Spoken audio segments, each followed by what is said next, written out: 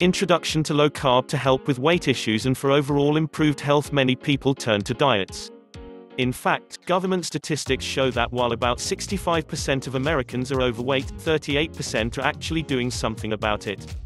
And according to a recent survey by the National Health Institute, about a third of overweight Americans who are trying to lose weight are doing so by eating less carbohydrates, carbs, largely because of the increased popularity of fad diets like Atkins Diet and the South Beach Diet. Although there have certainly been other low-carb or low-sugar diet plans before, and more will most assuredly come out in the years ahead, let's take a look at the basics behind many of the major plans. And let's take a look at how they fit into the real world today. Because while it might be great to lower the body's sugar content and be healthier, wouldn't it be great to learn how to do so while being part of this fast-paced world? In the world of instant messaging, quick internet interaction and the already multifaceted day-to-day hectic schedules, dietary food budgeting, planning, preparing and shopping are issues that can become major sources of stress and reasons for dieting failure. Dual-income families on the go and other super-busy wage earners and dieters often already suffer from more than their share of everyday stressor like fears of being laid off, their jobs being relocated or terminated, juggling more than one job, dependents, both elderly and minors, and trying to fund and juggle continuing education into their lives, budgets, and daily routines. People want and need simpler solutions. And they need simpler dieting plans. Forget spending megabucks on gourmet, hard-to-find items. Forget spending hours just to prepare meals. And forget counting, measuring, and weighing ingredients. Either a low-carb plan fit into real-world lives, or it doesn't. First, we'll take a look at some basic terms and definitions to help understand the science behind low-carb plans. Let's see how many of the major players' plans measure up. Note that the contents here are not presented from a medical practitioner, and that any and all dietary planning should be made under the guidance of your own medical practitioners. This content only presents overviews of low-carb research for educational purposes and does not replace medical advice from a professional physician. Here is a list 14 of the most popular low-carb diet plans. 1. Atkins Diet. Perhaps the most widely known of all low-carb diets is the Atkins Diet. Created by Dr. Robert Atkins in the 1970s, the Atkins Diet is considered by some to be the most extreme low-carb diet plan. Dr. Atkins believed that nearly all obesity is caused by overactive insulin production and not by overeating. He believed that overeating could be caused by carbohydrate addiction and that most overweight people actually ate less than their slim counterparts. However, they crave and eat carbohydrate, which raises their insulin levels and suppresses fat burning. Dr. Atkins is a proponent of ketogenic fat burning, which is achieved by eating fewer than 40 grams of carbohydrate each day. He advises his followers to buy testing strips so that they can measure the amount of ketones in their urine daily to confirm that they are in a constant state of ketosis. He also recommends the use of dietary supplements to help balance nutrition and the body's systems. The Atkins diet is divided into 4 stages: the induction diet, the ongoing weight loss diet, the pre-maintenance diet, and finally the lifetime maintenance diet. The induction diet is very strict as far as carb elimination, 20 grams or less per day, but generous in the allowance of fat and protein. It should be noted that low-starch vegetables are the recommended source of carbs. This phase of the diet lasts 14 days and is followed by the ongoing weight loss diet, OWL. The OWL phase allows for the reintroduction of certain good carbs, but the levels are kept below 40 grams a day. Dieters stay on OWL until they reach their ideal weight. Once the ideal weight is reached, dieters transition into the pre-maintenance diet, where they experiment with reintroducing certain good carbs until they discover their carb tolerance level, the total carb grams they can consume in a day, and not gain weight. When dieters understand how much carb they can consume and they maintain their ideal weight, they will enter lifetime maintenance. Here they will continue to avoid sugar, processed foods, white flour and hydrogenated fat oils. The Atkins Diet offers a number of approved foods, and there are Atkins stores in many areas that sell diet-compatible products. 2. Carbohydrate Addicts Diet. Husband and wife scientist team doctors Rachel and Richard Heller introduced the term carbohydrate addict in their 1993 book The Carbohydrates Addicts Diet. The idea is that some people are addicted to carbohydrates just like alcoholics are addicted to alcohol and drug addicts are addicted to drugs. This addiction causes strong cravings, insulin resistance and weight gain.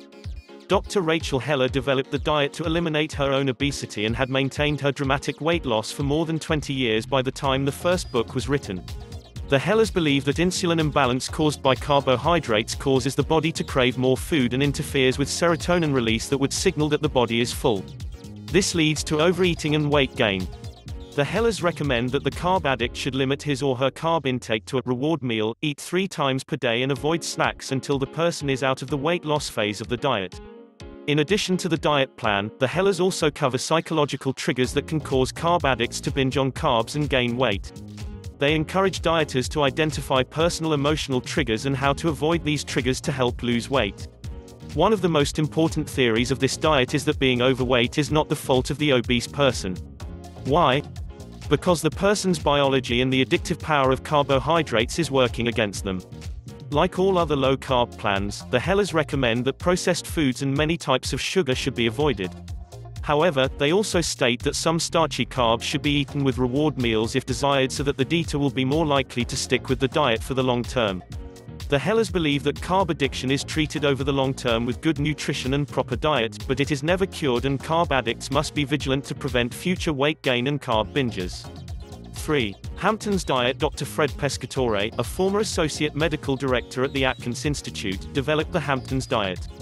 This diet is a mix of low-carb dieting concepts and the healthiest concepts of the Mediterranean diet.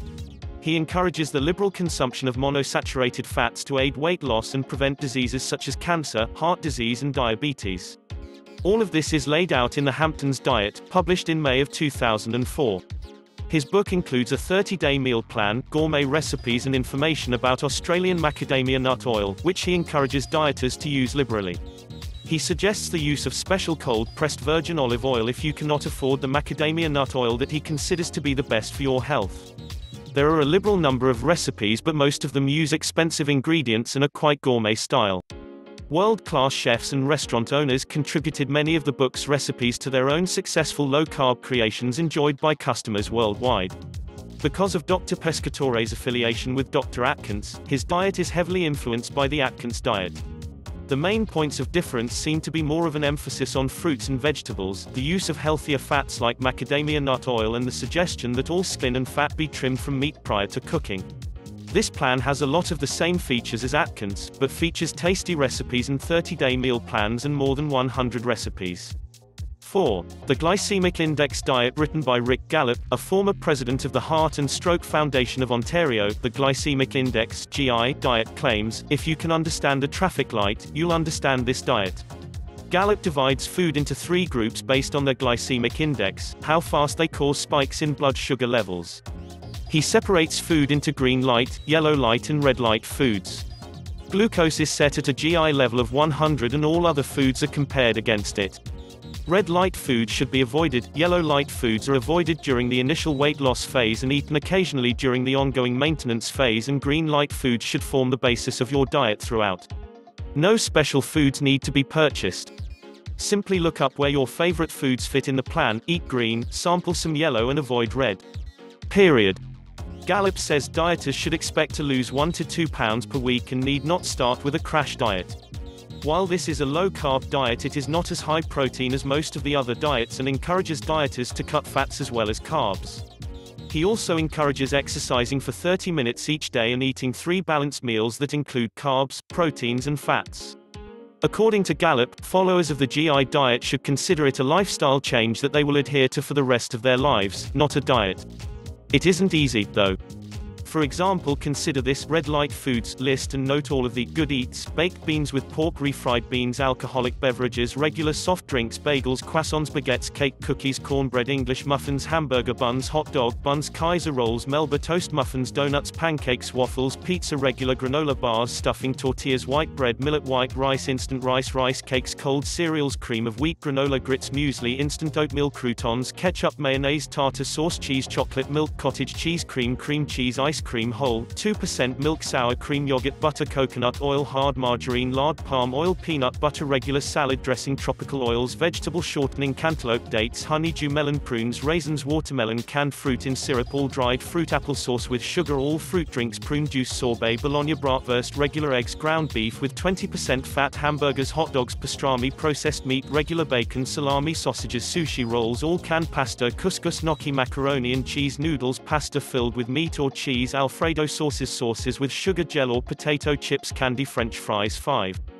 Neanderthin Ray Audet, the author of Neanderthin, touts his diet as a way to eat like a caveman to achieve a lean, strong, healthy body. At the tender age of 33, Audet suffered from rheumatoid arthritis and diabetes.